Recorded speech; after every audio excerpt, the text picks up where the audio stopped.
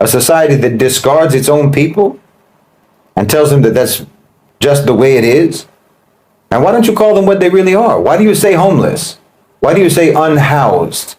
They are internally displaced people, displaced by your own system, by your own society.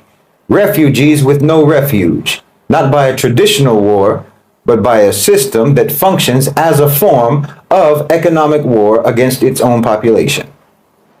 Is it any wonder that they have an epidemic of mental illness in that country? Over 21% of American adults suffer from mental health issues. Nearly half of teens express having feelings of deep sadness, depression, and hopelessness. Another 48,000 lives every year are lost to suicide because they've normalized isolation, they've normalized empty consumption, and an endless chase for meaning in a society that offers you none.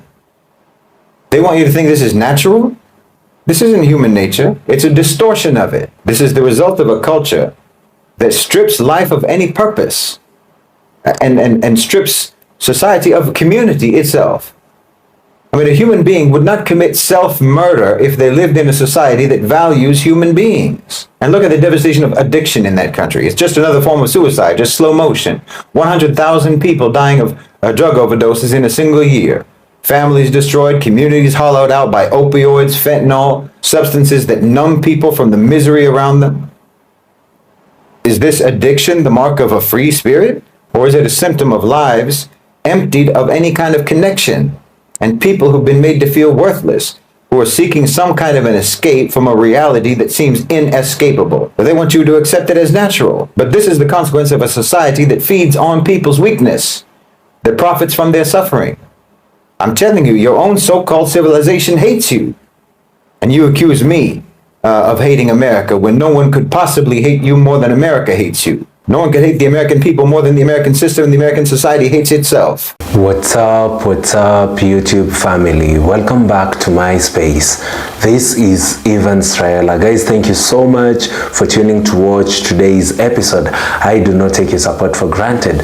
So far, on today's video, we want to talk about how the American systems have failed its citizens. To speak to us today is Shahid Bolsen as he dives, in this topic and explains extensively on how Americans are suffering in America. And he says it's as a result of the American system. Americans have started to normalize things that are so evil. He says there's a lot of evil and wrongdoing in America today. It starts by speaking about sexuality in America. There's a lot of people watching pornography. Young children are engaging in sexual intercourse. Children just below the age of 17 years. He also speaks about violence, and he says more than 48,000 people die every year as a result of gun violence. He also speaks about the education systems where millions are deprived of education. He speaks about homelessness, how the cost of living is expensive, why people are sleeping in their cars in the street, why people are sleeping in tents. Some people are looking to sleep in storage facilities because of the high cost of living, which is becoming unbearable each and every day. He also spoke about the mental health issues affecting Americans in America right now because of the very same systems.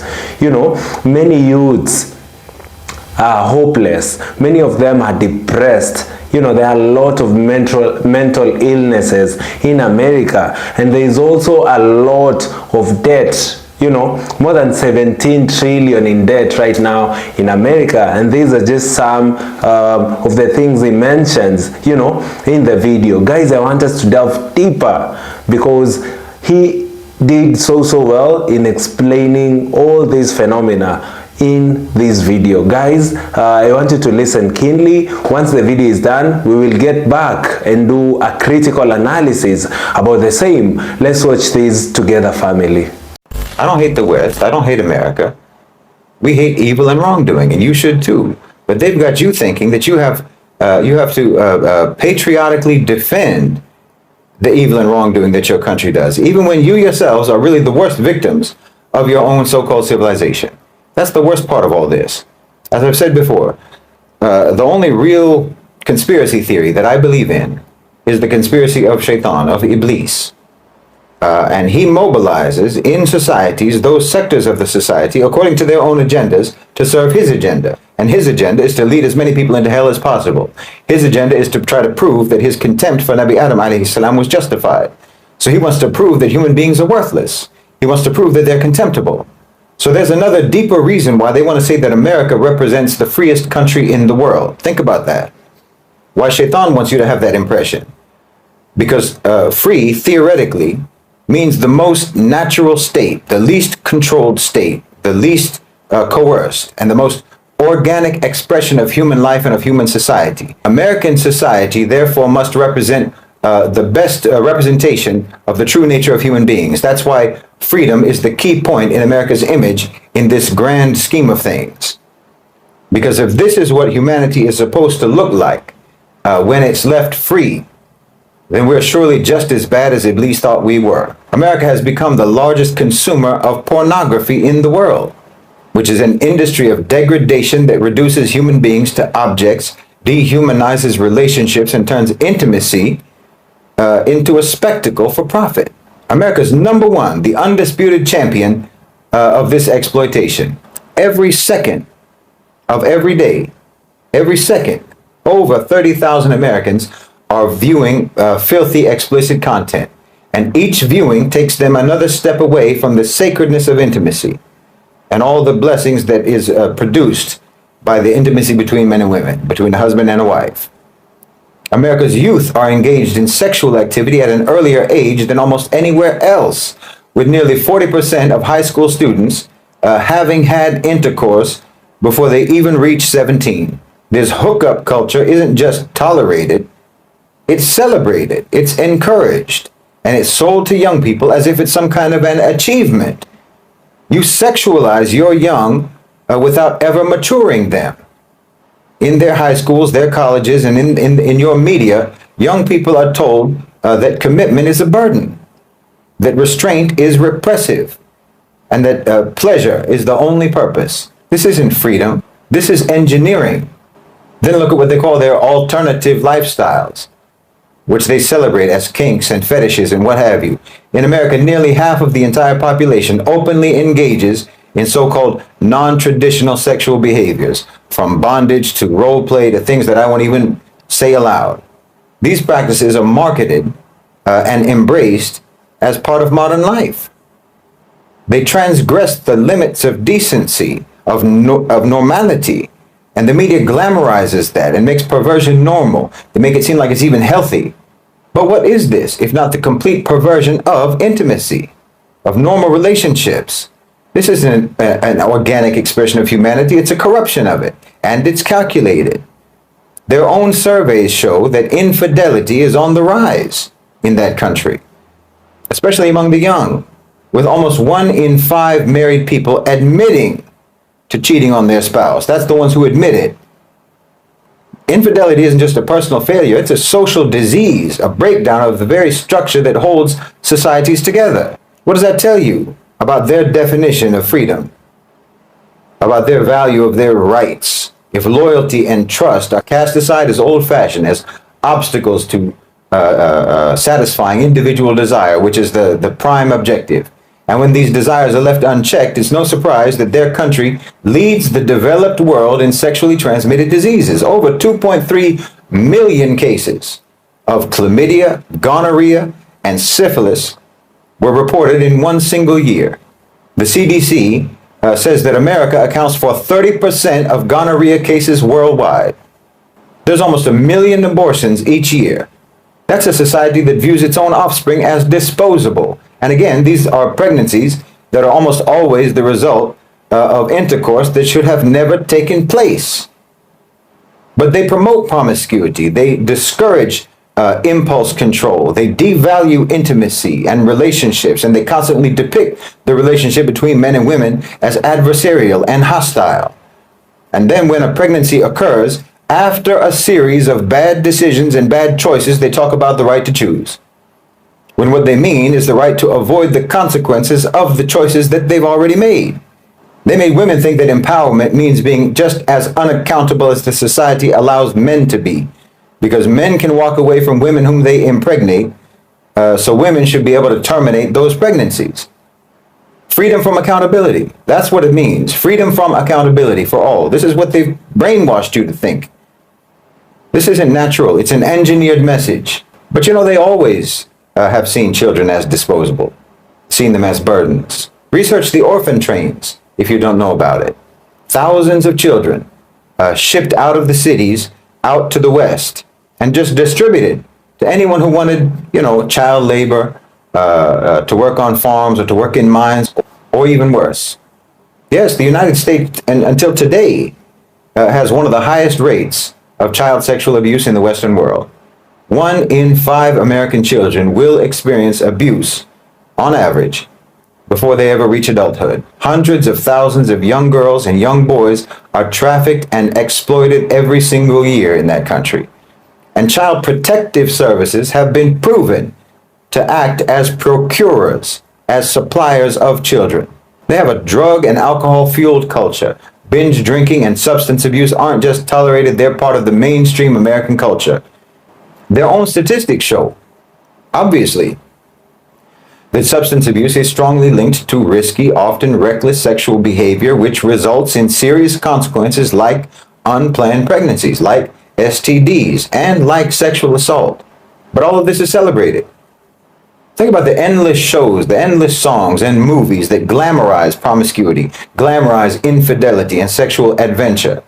This is a society saturated with hypersexualized content. A place where dignity and modesty are ridiculed, where decency is painted as repression. This is enslavement to desires, to impulses, to shaitan's whispers, to the waswasa of shaitan. If this is the most free society, the most natural society, then human beings must be debased. They must be atrocious creatures. That's the whole point. That's the whole point of pretending that America is so free. They want you to think that this society is a natural outcome of people being free. That this is what happens when individuals are left to follow their own will without constraint and without rules. They want you to believe that this state of affairs represents human nature at its core. That this is the truest, most organic expression of the human spirit. That if people were free from every shackle, from every rule, then this dystopia would be the inevitable result, would be the inevitable end. They want you to look at the decay, the despair, the depravity, and see it as an unfiltered, raw version of humanity. Iblis's version of humanity. Look at the violence. More than 48,000 deaths each year by gunfire. You've got children dying as the victims of bullets and mass shootings in a place that insists that they're the world's policemen. They'll tell us this is all part of the natural order, right? A free society. But this level of terror, of instability, of bloodshed in the streets, that's not freedom. This is a culture where security has been sacrificed for profit and for power, because only profit and only power deserve to be secure and protected, deserve to be served and protected. That's the culture. They want you to look at the education system in America and believe that illiteracy and crumbling schools are just part of the natural struggle of a free nation. But how can that be? How can this be natural when the wealthiest country in the world, so-called, has 1 in 5 adults who are unable to read or complete basic tasks? How can it be anything but a failure that millions of children are denied a basic education, that millions will be pushed into a lifetime of poverty? They want you to think that's human nature? This is not human nature. This is neglect. It's a betrayal of the very people that they claim to empower, that so-called civilization claims to empower better than anyone else. And look at homelessness, the misery of families living on the streets, in tents, in cars, over 500,000 people on any given night in the United States with nowhere to call home. Millions more who are barely able to afford their rent, who are just moments away from homelessness. They'll tell you again, what? That this is the natural result of an open economy, of a free market economy, that some will rise and some will fall. That's just how freedom works. But this is not freedom. This isn't the freedom that they promised. This is abandonment. A society that discards its own people and tells them that that's just the way it is? And why don't you call them what they really are? Why do you say homeless? Why do you say unhoused? They are internally displaced people, displaced by your own system, by your own society, refugees with no refuge, not by a traditional war, but by a system that functions as a form of economic war against its own population. Is it any wonder that they have an epidemic of mental illness in that country? Over 21% of American adults suffer from mental health issues. Nearly half of teens express having feelings of deep sadness, depression, and hopelessness. Another 48,000 lives every year are lost to suicide because they've normalized isolation, they've normalized empty consumption, and an endless chase for meaning in a society that offers you none.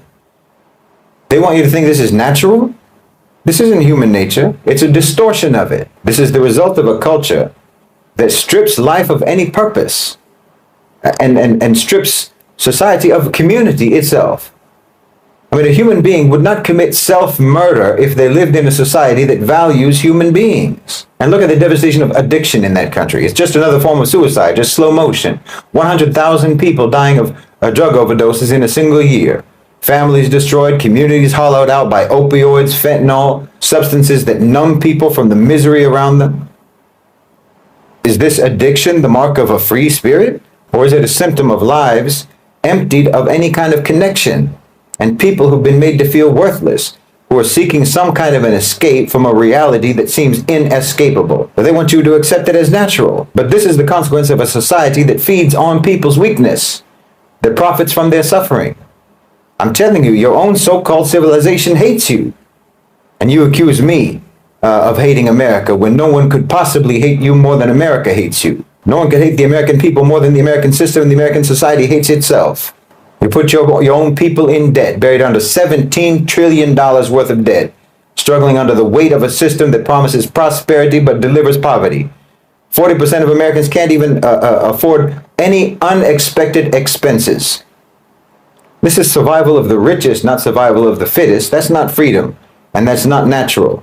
And they want you to believe that poverty and hunger, even in this so-called land of abundance, is just, again, part of the natural order. There's nothing that can be done about it.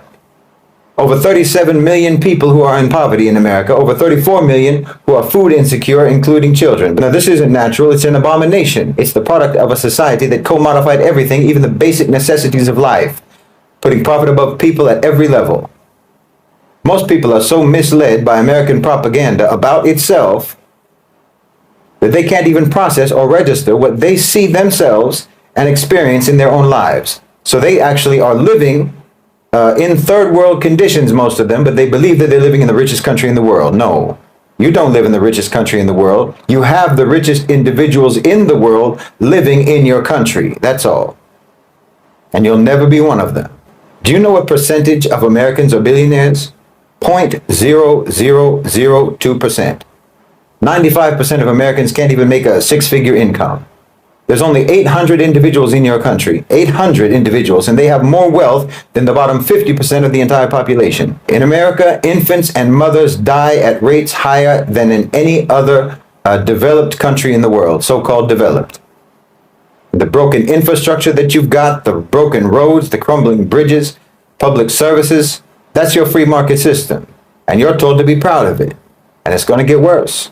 60% of Americans feel isolated, feel detached, feel bereft of community. It's not natural to be so alone, to feel so alone, to feel so distrustful, so fragmented. This is the outcome of a culture that has abandoned the natural values that bring people together.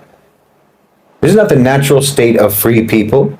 This is what happens when societies are led by greed and exploitation, a system that chews people up and spits them out, anyone who can't keep up. But they want you to look at America and think that this is what freedom looks like. But don't be deceived. This is what happens when a society turns away from faith, turns away from humanity, turns away from its purpose. This is what happens when freedom is defined as license for indulgence, for excess. When free means free to destroy oneself and others.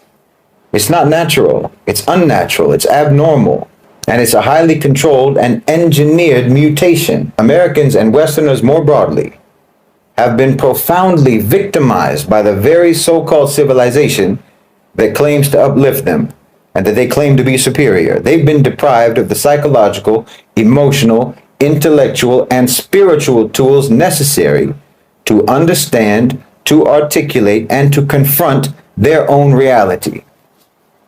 They're trapped in a shallow existence, starved of anything deeper than the material, unable to break through the veneer of consumerism, triviality, and distraction. It smothers every aspect of their lives. I mean, imagine a society that gives people endless distractions, but denies them any meaning. They're flooded with entertainment, they're drowned in advertisements, and they're fed a steady diet of vapid pop culture that tells them what to want, how to live, and who to be. There's no room for introspection, there's no room for nuance, there's no room for the profound. They're told from birth that happiness is something that they can buy, and that their purpose is prosperity, that contentment is a collection of possessions or a luxury brand or what have you. They're allowed to explore every surface, but never the depths. Life for them has been reduced to a series of momentary pleasures, temporary fixes. But beneath the surface, there's emptiness. You know, beneath the smiles, beneath the sitcoms, the sarcastic jokes, there's a deep, unresolved turmoil. But how can they articulate it? How can they express what they're feeling when the only language that they've ever been given is one of superficiality? When the only emotional vocabulary that they have is shaped by casual, trivial interactions, fleeting social media trends, hollow slogans, empty slogans, and all the lies that they've ever been told. They can't express their pain because they've been trained anyway to keep it light, to make everything a joke, because the joke is being made on them. They can never dig too deep. They have to be witty. They have to be casual. They have to treat every serious issue with a glib, dismissive attitude. You see it even in their approach to politics, their approach to social issues. Serious matters are reduced to just hashtags. Complex realities are squeezed into memes. The culture demands that everything be simplified, that nothing can be taken too seriously, and that everyone keep up the act of perpetual nonchalance. It's as if they become mutes, unable to speak the truth of their own suffering, because they've been stripped of the language. They've been stripped of the mindset. They've been stripped of the vocabulary. They've been stripped of the courage to even look within. The institutions that they rely on for understanding the world, their media, their schools, their government, only perpetuates this shallow view of life, this shallow presentation of life. They're not given tools to reflect, only tools to consume. They're shown endless products, endless services that claim to make them happy, but they're never shown how to find any purpose. They're told how to fit in, but not how to be whole. There's no encouragement to explore questions of meaning in America, in the West, to ask who they are, why they are, what they should believe in, what they do believe in, where they're going. Instead, there's just a relentless push to buy, to upgrade, to acquire, to impress. Life itself is transactional. Friendships, relationships, even one's own sense of self-worth, everything has become a commodity. And in the process, they've lost their own rootedness. They've lost any sense of rootedness, of continuity, of belonging to something larger than themselves. They become fragments of people, just floating from one superficial experience to the next, never truly connecting with others, and never truly connecting even with their own souls. This is what happens when a society loses its moral and spiritual foundation, if it ever had one. When people are told that value comes from what they own, not who they are, and not by what they do, and when they're taught to measure success in dollars and in social media likes rather than in integrity and compassion and the ability to sleep at night and the ability to face their Lord on the judgment day, well, the human spirit atrophies. People become hollow, and they're just performing roles rather than living as whole human beings. Family, I really like the videos by Shahid, Bolsen. All credits belong to him, by the way. Shahid Bolsen has done really well when it comes to speak about the rot in the American society. He's said very clearly that the American government has failed its people. You know, he also mentions that people would say that he hates America, but that is not the truth. The message that is clear from this video is that the American system hates its people. It starts this video by saying that there is a lot of evil and wrongdoing in America. He says, America has become the largest consumer of pornography in the world, and pornography reduces human beings to objects, dehumanizes humanity. Every second, over 30,000 Americans are viewing explicit content, taking them away from sacredness of intimacy. Family, imagine how crazy that is. In a day, every second, 30,000 people are on their phones or in their gadgets watching pornography. You know, watching explicit content. This is in turn affecting children. You know, it's affecting the institution of marriage. It's affecting intimacy. And this is as a result of the systems that are there in America. This is what they call now freedom. You know, and this is affecting its children. He also went further and spoke about American youth are engaging in sex very early, just before the age of 17. You know, the hookup culture is encouraged in America right now. Young people are taught commitment is a burden, while pleasure is the purpose. Infidelity is on the rise right now in America. The expression in freedom, you know, infidelity just is their way to express freedom. Families are being broken. 2.3 million Americans, you know, suffer from sexually transmitted infections each and every year. Almost 1 million abortions each year, and the society view its offsprings as disposable. You know, a society that views its offsprings as disposable is very dangerous. The rates of abortion are higher. You know, they tend to take sexual intercourse for pleasure. You know, they think that's the purpose. Infidelity is in the rise. And family, this is so sad, man. A society that normalizes this rot. It is so sad. It's very sad seeing children younger than 17 years, you know, engaging in these acts. It is so sad. It's very sad, and that just shows us what freedom has brought to Americans and why the media and many of these stuff, the movies, you know, promote this rot. They depict relationship between male and female as hostile. We're also seeing a lot of same-sex marriages in America. He also talks about 1 in 5 children experience abuse before they reach adulthood. Imagine how sad that is. 1 in 5 children are abused sexually in America, even before they turn to adulthood. Children are trafficked and exploited. Family, that is very sad. And you notice all these points that I've spoken so far, they just come from a sexual point. You know, all of this is explicit.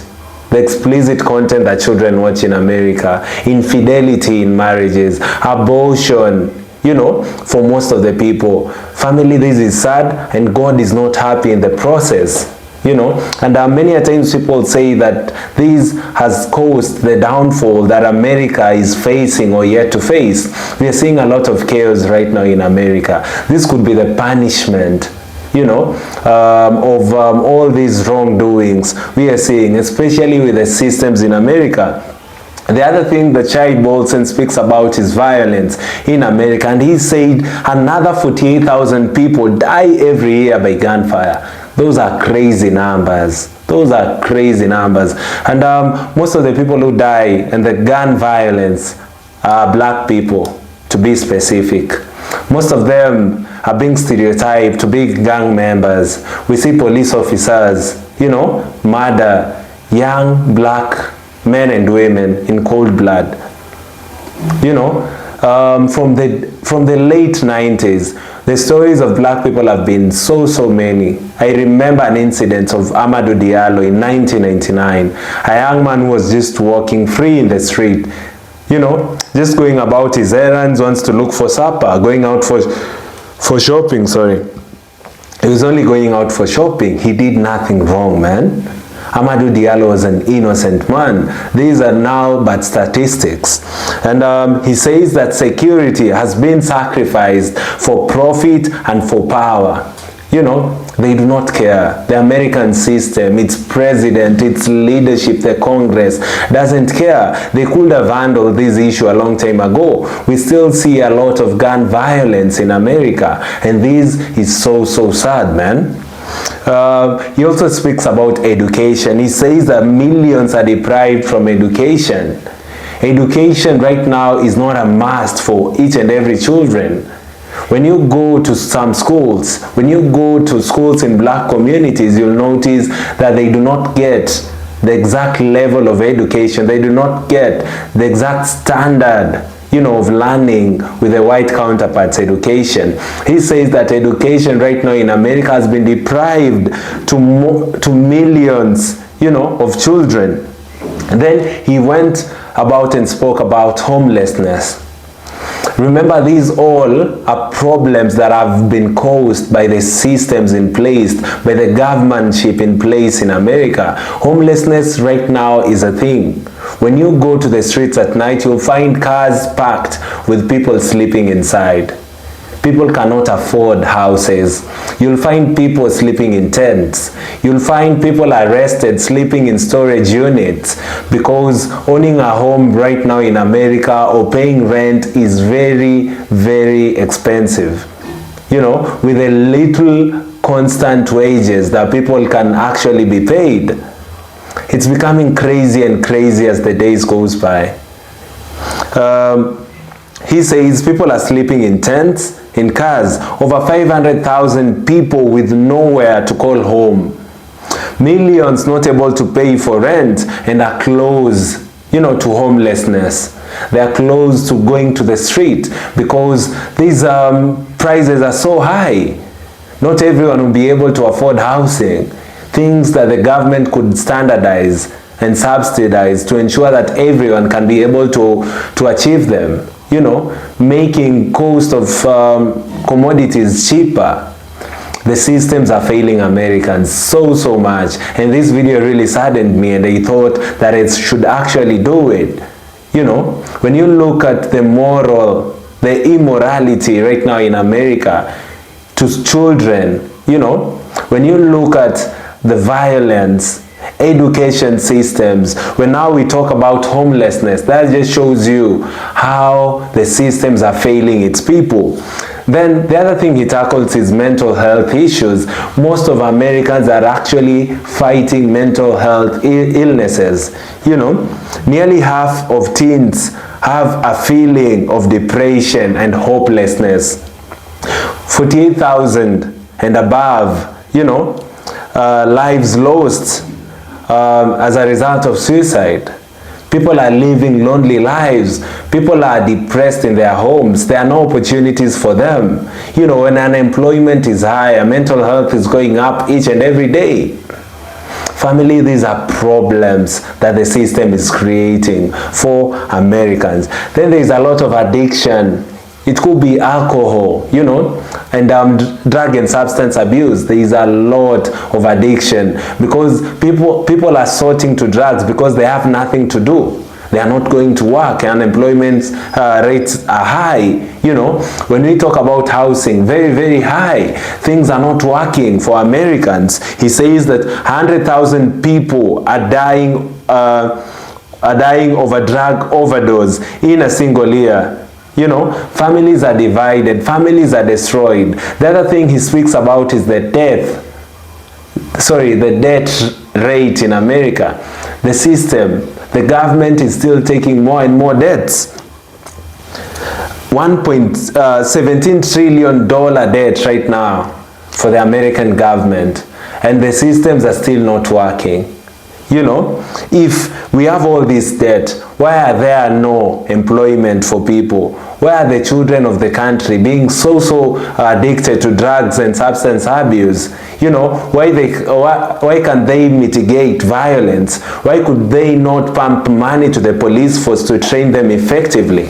You know, the systems have failed Americans. Guys, let me know in the comment section down below what you think about this specific teaching by Shahid Bolsen. For me, I found it to be very informative and insightful, and this video could help could be an eye-opener for the government to try and make things work for Americans. Guys, like this video so that it can be recommended to other YouTube users, and I'll be very grateful. Last but not least, kindly do consider subscribing to the channel. We are currently on the road to 50,000 subs, and guys, we can never achieve that milestone without your support. Share the video widely with your friends and family. Thank you, and see you all in our next episode. Goodbye for now.